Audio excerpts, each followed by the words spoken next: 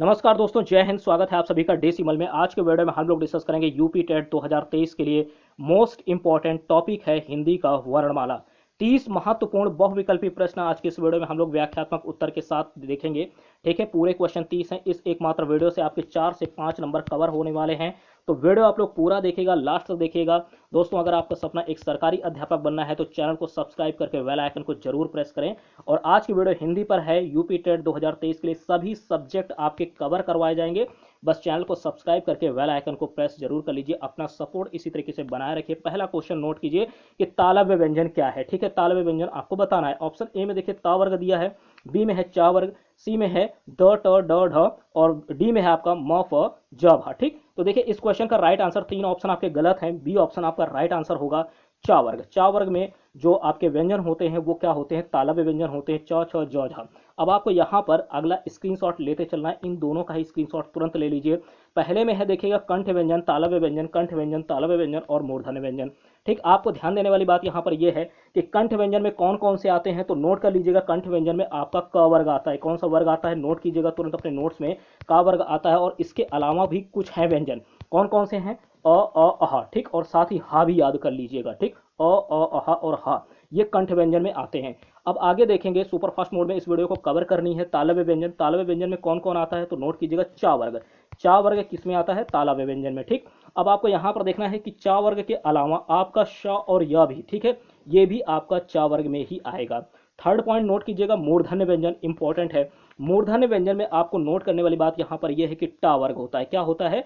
टा वर्ग होता है। और इसके अलावा कौन कौन से होते हैं? इसके अलावा आपको श भी याद रखना है, श। ठीक, आगे देखेंगे, अगला है षटकोण वाला सा। आपको ये याद रखना है, षटकोण वाला सा ये किसके अंतर्गत आता है? तो मूर्धन्य व्यंजन के अंतर्गत आता है। आगे देखेंगे, अगला है दंत व्यंजन। ठीक, तो देखिए दंत मतलब जिनमें दांत का प्रयोग हो। ठीक, तो देखिए त थ द ध न। ठीक, आपको याद रखना है, ये होते हैं दंत व्यंजन यानी ता वर्ग। नोट कीजिएगा ऐसे, ता वर्ग नोट कर लीजिए कि दंत व्यंजन के अंतर्गत आता है। ठीक है, और अगला है ओष्ठ व्यंजन। ओष्ठ व्यंजन, तो नोट कीजिएगा ओष्ठ में क्या आता है? ओष्ठ में आता है पा वर्ग। नोट कीजिएगा पा वर्ग, प फ ब भ म। ठीक, ये आते हैं ओष्ठ व्यंजन में। इंपॉर्टेंट है ओष्ठ व्यंजन, ठीक है, जिनमें आपके ओंठों का प्रयोग हो। ओष्ठ व्यंजन तो प फ ब भ म। देखिए इनको जब आप बोलेंगे तो आपके ओंठ जरूर जो इसमें प्रयोग होंगे।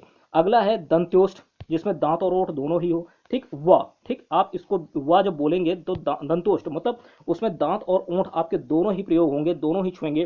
तो इसका मतलब यह है कि व क्या है आपका? ये दंत्योष्ठ है। ठीक, तो ये आपका दंत्योष्ठ में हो गया, एक याद रखिएगा व।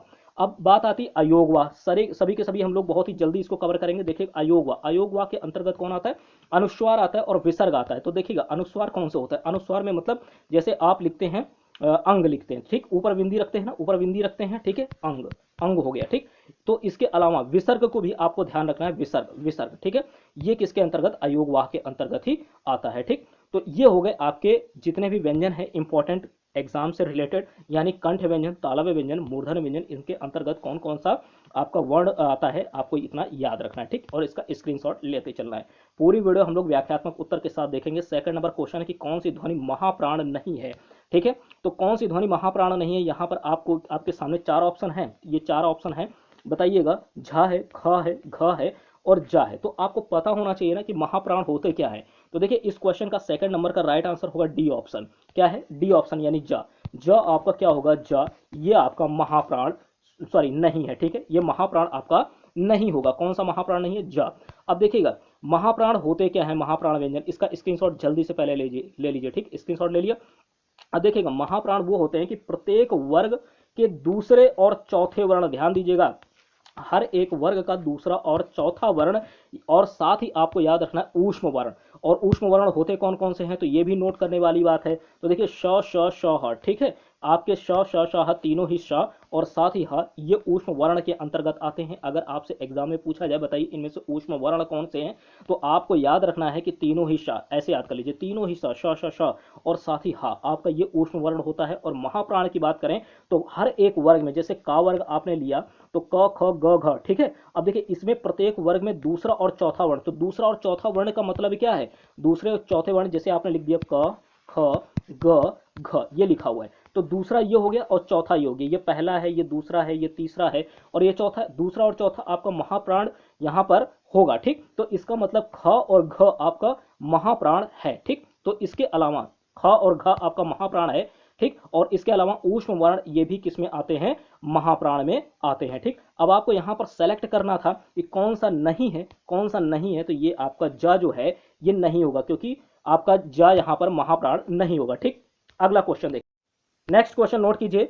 आगे है कि अल्प प्राण व्यंजन क्या होते हैं। अल्प प्राण है प्रत्येक वर्ग का पहला, तीसरा और पांचवा वर्ण और साथ ही अंतःस्थ य र लावा। अब आपको देखिए यहां से एक पॉइंट और भी क्लियर हो गया, इसका स्क्रीनशॉट तुरंत ले लीजिए। प्रत्येक वर्ग का पहला, तीसरा और पांचवा साथ ही अंतःस्थ य र लावा, ये होते हैं अल्प प्राण। नोट कीजिएगा भैया, महाप्राण में दूसरा और चौथा 2 4 ऐसे लिख लीजिए, 2 4 महाप्राण लिखिए और उसके आगे 2 4 लिख लीजिए। मतलब हर एक वर्ग में दूसरा और चौथा वर्ण महाप्राण होगा, साथ ही ऊष्म वर्ण जो होंगे वो महाप्राण होंगे, श श श। लेकिन अगर आपसे अल्प प्राण पूछा जाता है तो आप तुरंत 1 3 5 लिख लीजिए, 1 3 5 इस तरीके से। यानी हर एक वर्ग में आपका पहला, तीसरा और पांचवा वर्ण ये क्या होंगे, आपके अल्प प्राण होंगे। साथ ही अंतःस्थ व्यंजन भी आपके अल्प प्राण के अंतर्गत आएंगे। लेकिन अंतःस्थ व्यंजन अलग से भी आपसे पूछ सकता है एग्जाम में कि बताइए इनमें से कौन से अंतःस्थ व्यंजन हैं। वहां पर जरूरी नहीं कि य र लावा आपके चारों इकट्ठे ही दिए जाएं, ये इस बात को भी ध्यान रखना है। हो सकता है चार ऑप्शन में आपके कोई भी दे दिए जाए, एक ला ऐसे डाल दिया और पूछ लिया कि इनमें से बताइए अंतःस्थ व्यंजन कौन सा है, तो ला आपको पता होना चाहिए ना कि किसके अंतर्गत आता है, अंतःस्थ के अंतर्गत आता है। वाह ही डाल दिया, ला न डाला, वह डाल दिया, तो आपको पता होना चाहिए। तो हर एक का आपको डिटेल में पता होना चाहिए। ठीक, तो अल्प प्राण देख लिया, महाप्राण देख लिया। आगे देखेंगे थर्ड क्वेश्चन है य र लावा किस वर्ग के व्यंजन है। ठीक, तो देखिए अभी ये क्वेश्चन आ गया ना। ऑप्शन ए है अंतःस्थ, बी है ओष्ठ, सी है ऊष्म और डी है तालव्य। तालव्य हो नहीं सकता, ऊष्म हो नहीं सकता, ओष्ठ हो नहीं सकता। राइट आंसर क्या होगा, अंतःस्थ। अभी आपने देखा ना इस वाली स्लाइड में, यहाँ पर ये आपने देखा कि अंतःस्थ व्यंजन कौन कौन से होते हैं, तो य र लावा ये अंतःस्थ होते हैं। ठीक है, अब यहाँ पर राइट आंसर आपका क्या बनेगा, राइट आंसर आपका ए ऑप्शन हो जाएगा, अंतःस्थ। Very good. ठीक, यहाँ पर राइट आंसर ए ऑप्शन होगा। अगला क्वेश्चन, अगला है श। ये जो श ध्वनि का उच्चारण स्थान है ये क्या होता है, दंत होता है, ओष्ठ होता है, तालव्य होता है या मूर्धन्य होता है। आपको बताना है कि श का जो उच्चारण स्थान है ये क्या होगा। तो नोट कीजिएगा, फोर्थ का राइट आंसर आपका सी ऑप्शन होगा। आपने स्टार्टिंग में ही देखा होगा कि यहाँ पर ये जो तालव्य व्यंजन है इसके अंतर्गत शा भी आता है, शा भी आता है। ठीक, तो सी ऑप्शन आपका राइट आंसर। अगला क्वेश्चन फिफ्थ नंबर, किस वर्ग में री स्वर नहीं है। नोट कीजिएगा किस वर्ग में री स्वर नहीं है। ऑप्शन ए है रिवाज, बी है कृष्णा, सी है दृष्टि और डी है कृपा। तो देखिएगा इसमें आपको बताना है कौन से में री स्वर नहीं है। इंपॉर्टेंट क्वेश्चन है। फिफ्थ नंबर का राइट आंसर नोट कीजिएगा भैया, इसका ए ऑप्शन होगा। कैसे होगा ए ऑप्शन, तो नोट कीजिए यहाँ पर कृष्णा, दृष्टि, कृपा इन सभी में नीचे री लगा हुआ है। ठीक है, कृष्णा ये देखिए नीचे री लगा है और इसमें कृपा में भी यही है, दृष्टि में भी ऐसे ही है। ठीक, लेकिन रिवाज जो है इसमें री स्वर नहीं है, इसलिए आपका राइट आंसर क्या बनेगा, ए ऑप्शन आपका राइट आंसर होगा। ठीक, अगला क्वेश्चन देखिएगा। अगर आपको ये वीडियो पसंद आती है तो लाइक करके चैनल को सब्सक्राइब जरूर कीजिए और बेल आइकन को प्रेस भी जरूर कीजिएगा, ताकि कोई भी वीडियो अपलोड हो उसका नोटिफिकेशन आप तक जरूर पहुंचे। ठीक है, और सभी सब्जेक्ट आपको यूपी टेट के सभी सब्जेक्ट, चाहे CDP, EVS, Hindi, English, maths, Sanskrit, सभी कुछ आपको तैयार करवाया जाएगा। बस आप लोग चैनल को सब्सक्राइब जरूर कीजिए। ठीक है, और जितना हो सके प्लीज वीडियो को शेयर भी जरूर किया कीजिए। देखिए इस क्वेश्चन में है हिंदी वर्णमाला में व्यंजनों की संख्या कितनी होती है। ठीक है, 34, 33, ठीक, 32 और 36। बताइएगा इसका राइट आंसर क्या होगा। देखिए इस क्वेश्चन का राइट आंसर आपका होगा 6 का। नोट कीजिए भैया, बी ऑप्शन होगा। ठीक है, बी ऑप्शन होगा इस क्वेश्चन का, यानी 33। नोट कीजिएगा हिंदी वर्णमाला में व्यंजनों की संख्या कितनी होती है, 33 होती है। वेरी इंपॉर्टेंट क्वेश्चन है। ठीक है, कई बार ये प्रश्न आ चुका है। बी ऑप्शन आपका राइट आंसर होगा। अब देखिए यहाँ पर ये स्लाइड का स्क्रीनशॉट तुरंत ले लीजिए, स्क्रीनशॉट तुरंत ले लीजिए। ठीक, इस तरीके से आपके सामने जब भी देखेंगे तो ये आपको रट जाएगा। ठीक है, इस तरीके से लिखा मिलेगा। तो देखिए इसमें क्या क्या लिखा है, आपका लिखा है स्पर्श लिखा है, ठीक है, अंतःस्थ लिखा है और ऊष्म लिखा है। यानी स्पर्श व्यंजन टोटल कितने हैं आपके, 25 हैं। ठीक, अंतःस्थ कितने होते हैं, 4 आपने अभी पढ़े, या रा लावा। ठीक है, य र ला वा। ठीक, आपको याद आ गया होगा, अभी आपने पीछे पढ़े हैं। ये आपके अंतःस्थ। ऊष्म कौन कौन से हैं, श, तीनों सा ऐसे याद कर लीजिए, श श श ह। ठीक, ये आपके 4 हुए ना, श श श ह, ठीक, ये आपके 4 हुए, अंतःस्थ 4 हुए और साथ ही 25 आपके स्पर्श व्यंजन हो गए। तो इन सबको अगर हम जोड़ते हैं तो टोटल कितना हो जाएगा, उसका जो सम है कुल कितने व्यंजन हो जाएंगे, 33 हो जाएंगे। तो आपको इस तरीके से याद रखना है कि स्पर्श व्यंजन कितने, 25, अंतःस्थ 4 और ऊष्म 4। इन तीनों को अगर हम ऐड करते हैं तो कितना हो जाएगा, 33 हो जाएगा। यानी हिंदी वर्णमाला में कुल व्यंजन कितने होते हैं, तो हिंदी वर्णमाला में कुल व्यंजन की बात कर रहे हैं तो 33 आपका राइट आंसर हो जाएगा। ठीक, व्यंजन की अगर बात करें तो आगे देखेंगे वर्ण अलग है। आपके जब वर्ण पूछे जाएंगे तो उसके लिए भी मैं क्वेश्चन करवाऊंगा। तो आपको याद रखना है, एक क्वेश्चन यहां से ये भी तैयार होता है कि स्पर्श व्यंजन कितने होते हैं। तो राइट आंसर आप क्या सेलेक्ट करेंगे, 25 आपका राइट आंसर होगा। स्पर्श व्यंजन 25 होते हैं, अंतःस्थ 4 होते हैं, ऊष्म 4 होते हैं। और जब तीनों को जोड़ देते हैं उस केस में आपके कितने हो जाएंगे, टोटल वर्णमाला में व्यंजन आपके हो जाएंगे 33। ठीक, आगे देखेंगे अगला क्वेश्चन, निम्न में से कौन सा शब्द अमात्रिक है, यानी जिसमें मात्रा ना लगी हो। अमात्रिक की बात कर रहे हैं ना, अमात्रिक। तो देखिए ऑप्शन ए में इसमें मात्रा लगी है, बी में लगी है, सी में लगी है, लेकिन डी में नहीं लगी है। तो इसका मतलब क्या होगा, राइट आंसर डी ऑप्शन होगा ना। ठीक, इतना देखने की कोई जरूरत नहीं, पढ़ने की कोई जरूरत नहीं, मात्रा देखिए ना, आपसे केवल मात्रा पूछ रहा है। ठीक, किस एक में मात्रा जो है नहीं है, अमात्रिक बोल रहा है, अमात्रिक यानी मात्रा नहीं है। ठीक, अगर मात्रिक लिखा होता तो इसका मतलब मात्रा वाला हमें पहचानना है, लेकिन अमात्रिक लिखा है तो इसका मतलब क्या है कि जिसमें मात्रा ना लगी हो। तो ये आपका कलर ऑफ डी ऑप्शन आपका राइट आंसर होगा। 8 नंबर, हिंदी वर्णमाला में अंग और अहा क्या है। ठीक, अंग और अहा क्या है, इसको हटा लीजिएगा, ये जो है और नहीं होगा। अंग और अहा क्या है, तो देखिएगा ऑप्शन ए है अयोगवा, बी है संयुक्त व्यंजन। अभी देखिए संयुक्त व्यंजन पे भी बात करेंगे, वेरी इंपॉर्टेंट, ये कई बार एग्जाम में यूपी टेट में पूछा गया है कि संयुक्त व्यंजन क्या होते हैं। ठीक, अभी इसके बारे में पूरी डिटेल में बताऊंगा आपको।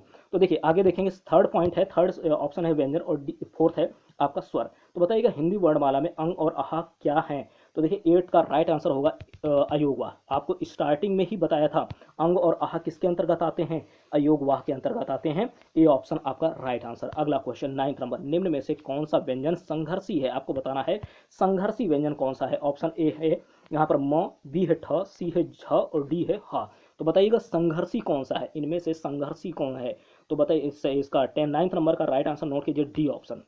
ये जो हा है, हा ये आप याद रखिएगा संघर्षी व्यंजन है। क्या है, संघर्षी, हा के आगे अलग लिख लीजिए संघर्षी व्यंजन। अगला क्वेश्चन 10 नंबर, इंपॉर्टेंट है, कौन सा वर्ण जो है घोष नहीं है, कौन सा वर्ण घोष नहीं है, आपको बताना है। यहाँ 4 ऑप्शन है, ड, स, त, र। तो बताइएगा इसमें से राइट आंसर क्या होगा। 10th का राइट आंसर आपका सी ऑप्शन होगा, नोट कीजिए त। ये जो त है ये आपका वर्ण, ये घोष नहीं है, ये वर्ण आपका घोष नहीं है। बाकी ड, ठीक, स और र ये आपके घोष होंगे, लेकिन ये आपका घोष नहीं होगा त। ठीक, अगला देखेंगे, अगला है भाषा की सार्थक लघुत्तम इकाई।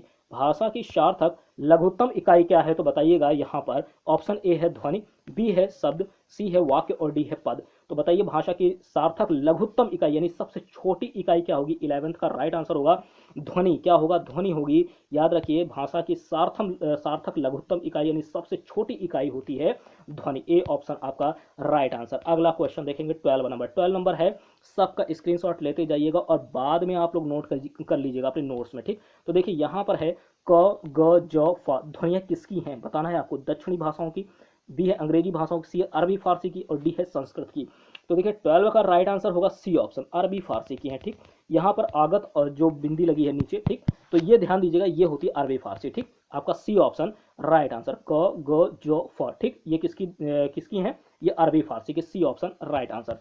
अगला क्वेश्चन, हिंदी वर्णमाला में वर्ण है, मैंने बताया था ना आपसे कि अभी इस तरीके के क्वेश्चन मैं करवाऊंगा। तो हिंदी वर्णमाला में कितने वर्ण होते हैं आपको बताना है। ठीक है, अगर व्यंजन की बात करें, सिर्फ व्यंजन की बात करें तो कितने होंगे, 33 होंगे। और कैसे होंगे अभी मैंने आपको बताया था, तो ध्यान दीजिएगा। इसमें व्यंजन जो 33 होते हैं उसमें आपका स्पर्श होता है, स्पर्श कितने होते हैं, 25 होते हैं, प्लस आपका जो अंतःस्थ होता है, अंतःस्थ कितने होते हैं, 4 होते हैं, और ऊष्म वर्ण आपके 4 होते हैं, 25 4 29 और 29 और 4 33। ठीक, ये आपके टोटल व्यंजन हुए। लेकिन अगर वर्ण की बात करें तब आप क्या बताएंगे, तो देखिए 13 का राइट आंसर आप सेलेक्ट कीजिए इसमें, डी ऑप्शन 52। याद कर लीजिए 52 आपके टोटल होते हैं वर्णमाला में, वर्ण कितने होते हैं, 52 वर्ण होते हैं। ठीक, डी ऑप्शन आपका राइट आंसर। अगला क्वेश्चन 14 नंबर, निम्न में से अर्ध स्वर कहलाता है, कौन सा अर्ध स्वर इसमें से कहलाएगा। ऑप्शन ए है र, बी है य, सी है ल और डी है पा। ठीक, तो इसमें से देखिएगा अर्ध स्वर आपको बताना है। 14 का राइट आंसर होगा बी होगा। ध्यान दीजिएगा भाई कि या जो होता है या, ठीक, या ये आपका क्या होता है, अर्ध स्वर होता है। क्या होता है, अर्ध स्वर होता है, वेरी इंपॉर्टेंट। ठीक, अगला क्वेश्चन 15 नंबर। 15 नंबर है कि निम्न में से कौन सा वर्ण उच्चारण की दृष्टि से दंत नहीं है। नोट कीजिएगा, उच्चारण की दृष्टि से दंत नहीं है। ठीक, ऑप्शन ए है न, बी है त, सी है ट और डी है द। तो 15 का राइट आंसर नोट कीजिएगा, सी ऑप्शन होगा ट। ये उच्चारण की दृष्टि से दंत नहीं है, उच्चारण की दृष्टि से दंत नहीं है ट। ठीक है, तो याद रखिएगा ये आपका मूर्धा में आता है। ठीक, तो आपका 15 का राइट आंसर सी ऑप्शन होगा, ये उच्चारण की दृष्टि से दंत नहीं होगा। ठीक है, अगला क्वेश्चन 16 नंबर की घ का उच्चारण स्थान बताइएगा। तो वेरी सिंपल, ठीक, आपको बताया था क वर्ग दिया, इस तरीके से याद कर लीजिए। क वर्ग के अंतर्गत जो भी व्यंजन हैं ये सभी क्या होते हैं, ये आपके कंठ होते हैं। क्या होते हैं, कंठ होते हैं। अब इसमें देखिए कंठ कहाँ पर मिल रहा है, आपका दंत होगा नहीं, मूर्धा होगा नहीं, ताल होगा नहीं। राइट आंसर आपका क्या होगा, डी ऑप्शन होगा, कंठ हो जाएगा। ठीक, तो इस तरीके से आपको डिटेल में पढ़ना है। अगर आपने डिटेल में पढ़ा है तो सारे के आंसर आपके तुरंत पता चल जाएंगे। अब का वर्ग का क्व, क, ख, ग, घ, ठीक, अंगा, ये आपने उठाया, इनमें से सभी वर्ण आपको पता है कि का वर्ग में जितने भी वर्ण व्यंजन होते हैं सभी के सभी कंठ वर्ण के हैं। तो इनमें से कोई भी आपको वर्ण दे दिया जाए और कहा जाए कि ये बताइए इसका उच्चारण स्थान क्या है, तो आप तुरंत बता देंगे कंठ है। ठीक, तो आपको डिटेल में पढ़ना जरूरी है। D option right answer. अगला क्वेश्चन 17 नंबर। वीडियो अगर पसंद आती है तो लाइक जरूर कीजिए और पहली बार चैनल पर है तो सब्सक्राइब जरूर कीजिए और बेल आइकन को प्रेस कर लीजिए। ठीक, अगला क्वेश्चन छ। अब देखिए छ जो है ये छ, ये ध्वनि किस स्वर के अंतर्गत आती है, आपको बताना है किस स्वर के अंतर्गत आती है। ऑप्शन ए है संयुक्त वर्ण, मैंने बताया है आपसे, बहुत ही इंपॉर्टेंट, अभी यहाँ पर डिस्कशन करेंगे। संयुक्त वर्ण, तालव्य, मूल स्वर और घोष। तो इस क्वेश्चन का राइट आंसर क्या होगा, इसका राइट आंसर क्या होगा, संयुक्त वर्ण होगा। Very simple. ठीक, छ ध्वनि किस स्वर के अंतर्गत आती है, तो संयुक्त वर्ण के अंतर्गत आती है छ ध्वनि। ठीक, 17 का राइट आंसर होगा आपका ए ऑप्शन। अब देखिएगा इसका तुरंत स्क्रीनशॉट लीजिए संयुक्त व्यंजन का, यहाँ पर ये जो जितना भी डिटेल लिखा है इसका स्क्रीनशॉट आप ले लीजिए। ठीक है, और बाद में नोट कीजिएगा। तो देखिए यहाँ पर जो लिखा हुआ है आपका, ठीक है, इंपॉर्टेंट पॉइंट, कि जब दो व्यंजन एक साथ मिलते हैं, नोट कीजिएगा, जब दो व्यंजन एक साथ मिलते हैं तो उसे क्या बोलते हैं भैया, संयुक्त व्यंजन बोलते हैं। संयुक्त व्यंजन किसे कहते हैं, कि जब दो व्यंजन एक साथ मिले तो उसे संयुक्त व्यंजन कहा जाएगा। इसके एग्जाम्पल आपको याद रखना है, छ, त्र, ज्ञ, श्र। ठीक, छ, त्र, ज्ञ, स, छ से क्षत्रिय, ठीक, त्र से त्रिशूल, ज्ञ से ज्ञानी और श्रा से श्रमिक। ये चारों ही जो यहाँ पर हैं उदाहरण आपको याद रखना है, ये संयुक्त व्यंजन के अंतर्गत आते हैं, छ, त्र, ज्ञ, श्र। ठीक, अब देखिए ये मिलकर किससे बने होते हैं, देखिएगा दो व्यंजन जब एक साथ मिलते हैं तो संयुक्त व्यंजन होता है ना। तो देखिए यहाँ पर ये इसका भी स्क्रीनशॉट तुरंत ले लीजिए, स्क्रीनशॉट ले लीजिए। ठीक है, अब देखिए संयुक्त व्यंजन का जैसे छ है, छ किससे, क हलंत प्लस स। ठीक, क हलंत प्लस स। और त्र है त हलंत प्लस र, ज्ञ है ज हलंत प्लस य, और श्र है तो श हलंत प्लस र। ठीक, तो ये सब जो होते हैं दो व्यंजन से मिलकर के बने हैं, का और शा से, त और रा से त्र बना है। जो छत्री है ये भी अलग से पूछा जाता, बताइए जो संयुक्त व्यंजन छ है ये किन दो व्यंजनों से मिलकर के बना है। आपको ध्यान देना है यहाँ पर कि जो संयुक्त व्यंजन छ है ये किन दो व्यंजनों से मिलकर के बना है, वहां पर आपको यही ऑप्शन राइट आंसर के रूप में सेलेक्ट करना है। आपको क भी देंगे, का धन श देंगे और क हलंत प्लस स देंगे। ठीक, तो इस तरीके से आपको राइट आंसर इसी को सेलेक्ट करना है उस केस में। ठीक, और इसी तरीके से आगे देखेंगे तो त्र के लिए त धन र, ठीक, और ज्ञ के लिए ज धन य, ठीक, और आगे श्र के लिए श्रौप धन रा। तो ये हुए आपके संयुक्त व्यंजन। ठीक, तो इसको स्क्रीनशॉट आप जरूर लीजिए। ठीक, अगला क्वेश्चन है 18 नंबर। निम्नलिखित में से कंठ ध्वनियां कौन सी हैं, अब आप समझ गए होंगे। ठीक, वेरी सिंपल, कंठ ध्वनियां आपको बतानी है। तो जो क वाले वर्ग होते हैं, का वर्ग होता है ये होता है कंठ ध्वनि। ठीक, अब यहाँ पर आप सर्च कीजिए कौन सा है। ऑप्शन ए है च ज, बी है क ख, सी है ट य और डी है य। तो देखिए इस क्वेश्चन का राइट आंसर आपका क्या होगा, बी ऑप्शन, क ख, क्योंकि यही है ना का वर्ग, यही तो है का वर्ग, तो ये क्या होंगी, कंठ ध्वनियां होंगी। वेरी सिंपल, बी ऑप्शन आपका राइट आंसर। अगला क्वेश्चन 18 का राइट आंसर आपका जो है बी ऑप्शन होगा। ठीक, अगला क्वेश्चन है, नोट कीजिएगा, छ वर्ण किसके योग से बनता है, छ वर्ण किसके योग से बनता है। तो देखिए ऑप्शन ए है आपका क श, बी है क छ, सी है क श और डी है क च। तो मैंने आपको अभी बताया था कि सी ऑप्शन आपका राइट आंसर होगा। ठीक, क श ये आपका होता है इक्वल टू छ से क्षत्रिय। ठीक, ये संयुक्त व्यंजन बनेगा क्षत्रिय। तो सी ऑप्शन आपका राइट आंसर। अगला क्वेश्चन अनुसार। ठीक है, यहाँ पर देखिए अनुसार लिखा है, अनुस्वार होगा, क्या होगा, अनुस्वार। इस तरह लिख लीजिएगा। ठीक, इसको अनुस्वार कर लीजिएगा, अनुसार लिखा है, किसका कार्य करता है आपको बताना है, अनुस्वार किसका कार्य करता है। ऑप्शन ए है स्वर का, पंचम वर्ण का, विसर्ग का या चंद्र बिंदु का। तो नोट कीजिएगा अनुस्वार कार्य करता है किसका, तो 20 का राइट आंसर बी ऑप्शन होगा, पंचम वर्ण जो हर एक वर्ग का पांचवा वर्ण होता है वो क्या है, अनुस्वार। किसका कार्य करता है, तो पंचम वर्ण का कार्य करता है। बी ऑप्शन आपका राइट आंसर होगा। अगला क्वेश्चन 20 नंबर हो गया। 21 देखेंगे, यहाँ पर ये अनुस्वार देखिए राइट लिखा हुआ है, ठीक है, अनुस्वार। ये आपने देखा ना, अनुस्वार किसका कार्य करता है, तो अनुस्वार जो है पंचम वर्ण का कार्य करता है, ठीक है। गलती से वो जो है अनुसार लिख गया है, तो यहाँ पर राइट आंसर आप लोग बी ऑप्शन सेलेक्ट करेंगे। और ध्यान दीजिएगा, अनुस्वार यहाँ पर लिखा है किसका कार्य करता है, बी ऑप्शन राइट आंसर। अगला क्वेश्चन 21 नंबर, दो व्यंजन जब एक साथ मिलते हैं तो क्या कहलाते हैं, बताइएगा। जब दो व्यंजन एक साथ मिलते हैं तो क्या कहलाते हैं, अभी आपको बताया था क्या होते हैं, संयुक्त व्यंजन, ठीक है। अंतःस्थ नहीं होगा, महाप्राण नहीं होगा, अल्प प्राण नहीं होगा। राइट आंसर आपका क्या होगा, सी ऑप्शन होगा। जब दो व्यंजन एक साथ मिलते हैं तो क्या होते हैं, संयुक्त व्यंजन कहलाते हैं। और कौन से एग्जाम्पल, छ, त्र, और ये आपका ज्ञ और श्रमिक, ठीक, ये आपका हुआ। ये चार ऑप्शन आपको याद रखना है। अगला क्वेश्चन 22 नंबर, दंतोष्ठ ध्वनि कौन सी है, आपको बताना है दंतोष्ठ है। तो स्टार्टिंग में ही आपको इससे रिलेटेड जो है पूरा मैंने फैक्ट करवा दिया है। तो देखिएगा दंतोष्ठ ध्वनि कौन सी है, ऑप्शन ए है य, बी है र, सी है फ और डी है व। तो देखिए इस क्वेश्चन का राइट आंसर क्या होगा, दंतोष्ठ। दंतोष्ठ 22 का राइट आंसर नोट कीजिएगा, 22 का होगा आपका डी ऑप्शन होगा, ठीक है। डी व जो होता है ये दंतोष्ठ है, ठीक। डी ऑप्शन आपका राइट आंसर, डी ऑप्शन। अगला क्वेश्चन 23 नंबर, वर्ण तालिका के अनुसार ह्रस्व दीर्घ और प्लुत क्या है, आपको बताना है वर्ण तालिका के अनुसार ह्रस्व दीर्घ और प्लुत क्या है। ऑप्शन ए है मात्रा, बी है विसर्ग, सी है स्वर और डी है व्यंजन। तो नोट कीजिएगा 23 का राइट आंसर क्या होगा, सी ऑप्शन होगा, स्वर है, ठीक है। ये जो ह्रस्व दीर्घ और प्लुत है ये क्या है, स्वर है। सी ऑप्शन आपका राइट आंसर, ह्रस्व दीर्घ और प्लुत ये स्वर हुए, ठीक। अगला क्वेश्चन 24 नंबर, अब देखिए 24 से पहले यहाँ पर ह्रस्व और दीर्घ के बारे में यहाँ पर आपको डिटेल में दिया हुआ है। स्क्रीनशॉट तुरंत ले लीजिए, ठीक है। स्क्रीनशॉट ले लिया। अब देखिए ह्रस्व स्वर होते क्या हैं, ऐसे स्वर जिनके उच्चारण में कम समय लगे वो क्या होते हैं, ह्रस्व स्वर होते हैं, ठीक, ह्रस्व स्वर। तो इसमें जैसे अ, ई, उ, री, ठीक, ये आपके ह्रस्व स्वर हुए। अगला क्वेश्चन दीर्घ में कौन कौन से आएंगे, तो जिनके उच्चारण में जो है ह्रस्व स्वर से अधिक समय लगे वो क्या कहलाते हैं, दीर्घ स्वर कहलाते हैं। जैसे आ, ई, उ, ए, ओ, औ, ठीक, ये आपके दीर्घ स्वर हुए। तो आपने यहाँ पर दोनों का अंतर देख लिया, ठीक। इनका स्क्रीनशॉट जरूर लीजिए। तो जिनके उच्चारण में ज़्यादा समय लगे, ठीक, ह्रस्व स्वर से ज़्यादा समय लगे वो होंगे दीर्घ स्वर, और जिनके में कम समय लगे वो होंगे क्या होंगे, वो आपके ह्रस्व स्वर होंगे, ठीक। तो याद रखिएगा, कम समय ह्रस्व स्वर और ज़्यादा समय आपके दीर्घ स्वर। और इनमें एग्जाम्पल आप याद रखिएगा, अ, ई, उ, री, ठीक। और इसमें दीर्घ में आ, ई, उ, ए, ओ, औ, ठीक। अगला है 24 नंबर के निम्नलिखित में से कौन सा स्वर अंतःस्थ व्यंजन है, बताइएगा। अंतःस्थ य, र, ल और व, ये आपके अंतःस्थ हुए। अब इनमें से ढूंढ लीजिए कौन सा हुआ। चा होगा नहीं, टा होगा नहीं, पा होगा नहीं। राइट आंसर सी ऑप्शन आपका जाएगा, ला, ठीक है। राइट आंसर क्या होगा, सी ऑप्शन होगा। अगला क्वेश्चन 25 नंबर, जिसकी ध्वनि केवल मुख से निकलती है वे क्या हैं, बताइएगा। निरनुनासिक स्वर, संवृत स्वर, अनुनासिक स्वर या वृत्ताकार स्वर। तो बताइएगा जिनकी ध्वनि या जिसकी ध्वनि केवल मुख से, नोट कीजिएगा, केवल मुख से निकलती है वो क्या कहलाएंगे। 25 का राइट आंसर होगा ए ऑप्शन, क्या होगा, निरनुनासिक, ठीक। निरनुनासिक होगा स्वर जिसकी ध्वनि केवल मुख से निकलती है, निरनुनासिक।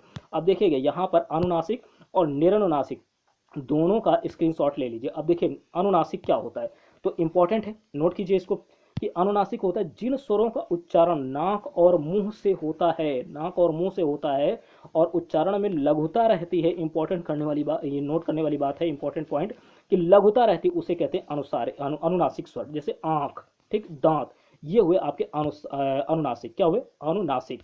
तो नाक और मुंह अगर दोनों का प्रयोग हो रहा है, जिनके स्वरों का उच्चारण नाक और मुंह दोनों से होता है, वो क्या होते हैं, उच्चारण में साथ में लघुता रहे तो उसे अनुनासिक स्वर कहते हैं। एग्जाम्पल के तौर पर आंख हो गया, दांत हो गया, गांव भी हो गया, गांव, ठीक है, गांव, ये भी आपके अनुनासिक में ही आएंगे। तो नाक और मुंह से अगर उच्चारण हो तो अनुनासिक। और यहाँ पर ध्यान दीजिएगा कि निरनुनासिक में केवल मुंह, बस इतना आपको याद रखना है। तो अगर केवल जो है मुंह से बोला जाता है तो वो होगा आपका निरनुनासिक, और नाक और मुंह दोनों का इस्तेमाल हो तो वहां पर याद रखिएगा अनुनासिक, ठीक। सिंपल सी बात आप समझ गए होंगे, केवल मुंह तो निरनुनासिक और नाक और मुंह दोनों तो अनुनासिक। अब इसके एग्जाम्पल देखिएगा, जैसे अनार हो गया, अनार शब्द बोला, ये क्या हुआ, निरनुनासिक। आप, इधर, उधर या कलम, तो ये निरनुनासिक हुए, ठीक। अगला क्वेश्चन, काकल्य वर्ण कौन सा है, काकल्य। तो देखिए यहाँ पर चार ऑप्शन है, य, श, य और ह, ठीक। तो बताइएगा इसका राइट आंसर क्या होगा। 26 का राइट आंसर होगा डी ऑप्शन। क्या होगा? D option. हा जो होता है ये आपका जो काकल्य वर्ण कहलाता है। क्या कहलाता है? काकल्य वर्ण। इंपॉर्टेंट है काकल्य, ठीक, काकल्य वर्ण इंपॉर्टेंट है, ठीक। तो डी ऑप्शन आपका राइट आंसर। 27 जीवा के आधार पर स्वर कितने प्रकार के होते हैं? वेरी इंपॉर्टेंट, जीवा के आधार पर स्वर कितने प्रकार के होते हैं? ऑप्शन ए है 3 6, बी है 3, सी है 2 और डी है 4। तो देखिए 27 का राइट आंसर नोट कीजिए, बी ऑप्शन होगा 3। जीवा के आधार पर, जीवा के आधार पर आपके स्वर कितने होते हैं भैया? तो 3 होते हैं। नोट कीजिएगा 3 होते हैं। अब कौन कौन से होते हैं वो हम लोग अभी देखते हैं। तो देखिए जीवा के आधार पर, इसका स्क्रीनशॉट ले लीजिए, पहले स्क्रीनशॉट ले लिया होगा। अब देखिए जीवा के आधार पर जो आपके स्वर होते हैं वो 3 होते हैं। पहला होता है अग्रस्वर, दूसरा होता है मध्य स्वर और तीसरा होता है पश्च स्वर, ठीक। अब देखिए तीनों में आपको इसके एग्जाम्पल भी याद रखने हैं। तो देखिए अग्रस्वर में क्या क्या आता है? अग्रस्वर, अग्रस्वर देखिए अग्रस्वर में आता है ई ए ऐ, ई ए ऐ, ठीक। मध्य स्वर में क्या आएगा? आ आएगा, ठीक, जिसे आप छोटा आ बोलते हो, ठीक है। अगला देखेंगे पश्च स्वर में क्या आएगा? पश्च स्वर। तो देखिए ये वेरी इंपॉर्टेंट, ठीक। तो देखिए आ, उ, ओ, औ और आगत आ, ठीक, आगत आ। तो ये आपके क्या हुए? पश्च स्वर में आए, ठीक। तो जीवा के आधार पर 3 प्रकार के होते हैं, अग्र स्वर, मध्य स्वर, पश्च स्वर। अब ये आपसे इस तरीके से भी क्वेश्चन पूछा जा सकता है, बताइए कि मध्य स्वर किसके आधार पर स्वर है, ठीक है। मध्य स्वर किसके अंतर्गत आता है? तो जीवा के आधार पर आता है, ठीक है। तो जीवा, तो याद रखिएगा इसके अंतर्गत 3 होते हैं, अग्र, मध्य, पश्च। अगला क्वेश्चन 28 नंबर, हिंदी में ध्वनियाँ कितने प्रकार की होती हैं? बताइएगा ध्वनियाँ कितने प्रकार की होती हैं? 6 3 2 8, 6 3 2 8। 28 का राइट आंसर नोट कीजिए, सी ऑप्शन होगा। क्या होगा? C option. हिंदी में ध्वनियाँ होती हैं 2 प्रकार की, सी ऑप्शन आपका राइट आंसर होगा, ठीक। हिंदी में ध्वनियाँ 2 प्रकार की होती हैं, सी ऑप्शन आपका राइट आंसर। अगला क्वेश्चन 29 नंबर, निम्नलिखित में से कौन सा पश्च स्वर है? देखिए आगे ना पश्च स्वर आपको बताना है, तो नोट कीजिएगा पश्च स्वर यहाँ पर क्या होगा आपका। देखिएगा इसमें से 4 ऑप्शन से राइट आंसर आपका क्या बनेगा? 29 का राइट आंसर होगा डी ऑप्शन, ठीक। ये ए होगा नहीं, बी होगा नहीं, ठीक, सी होगा नहीं, राइट आंसर आपका क्या होगा? डी ऑप्शन होगा आ। ये आ जो होता है ये क्या है? पश्च स्वर है। अभी आपने देखा कि यहाँ पर पश्च स्वर कौन कौन से हैं, तो नोट कर लीजिए, पश्च स्वर हैं आपके। पश्च स्वर है अ, उ, ओ, औ, ठीक, ये आपके पश्च स्वर हुए। तो इनमें से कौन सा मैच कर रहा है? आपका ए ऑप्शन ही तो मैच कर रहा है, ठीक, और बाकी होंगे नहीं। डी ऑप्शन आपका राइट आंसर होगा। 30 नंबर पर आ चुके हैं, ठीक है, जो कि लास्ट क्वेश्चन है इस वीडियो का। देखिएगा कि स, श, श, ह कौन से व्यंजन कहलाते हैं, ठीक। आपने पढ़ा है स्पर्शी व्यंजन होगा नहीं, प्रकंपी व्यंजन होगा नहीं, ठीक है, और स्पर्शी व्यंजन है नहीं, ये 2 बार रिपीट हो गया, कोई बात नहीं, छोड़िए। राइट आंसर आपका क्या आ जाएगा? 30 का ए ऑप्शन होगा। ऊष्म संघर्षी व्यंजन क्या होते हैं भैया? तो नोट कीजिए कि ऊष्म संघर्षी व्यंजन होते हैं स, श, श, ह, स, श, श, ह। ये तीनों ही स इंपॉर्टेंट हैं, बहुत ज़्यादा इंपॉर्टेंट हैं, ठीक है। इसको क्या बोलते हैं? श, श, श, ह। ये तीनों स और साथ ही ह, ये होते हैं ऊष्म संघर्षी व्यंजन। ए ऑप्शन आपका राइट आंसर होगा, ठीक। तो ये आपने टोटल 30 क्वेश्चन हिंदी वर्णमाला से आपने किए, हिंदी वर्णमाला से 30 क्वेश्चन आपने सॉल्व किए हैं, ठीक। इसमें से आपके कितने सही हुए आप लोग कमेंट बॉक्स में जरूर कमेंट कीजिएगा, ठीक है। और चैनल पर लगातार आप लोग बने रहिए, ठीक। चैनल को सब्सक्राइब कर लीजिए, बेल आइकन को प्रेस कर लीजिए। और देखिए वीडियो अगर आपको पसंद आती तो लाइक कीजिए, नहीं पसंद आती तो डिसलाइक बिल्कुल कीजिए, ठीक है। अगर आपको नहीं पसंद आती, कोई पार्ट इसमें नहीं पसंद आता है तो बताइए, ठीक है, उसको डिसलाइक जरूर कीजिए। और पसंद आती तो लाइक कीजिए और शेयर कीजिए, साथ ही चैनल को सब्सक्राइब करके बेल आइकन को जरूर प्रेस कीजिए अगर आपका सपना एक सरकारी अध्यापक बनना है, ठीक है। तो चलिए आज का सेशन यहीं पर जो है फिनिश करते हैं, ठीक। मिलते हैं आपसे नेक्स्ट वीडियो में। Thank you.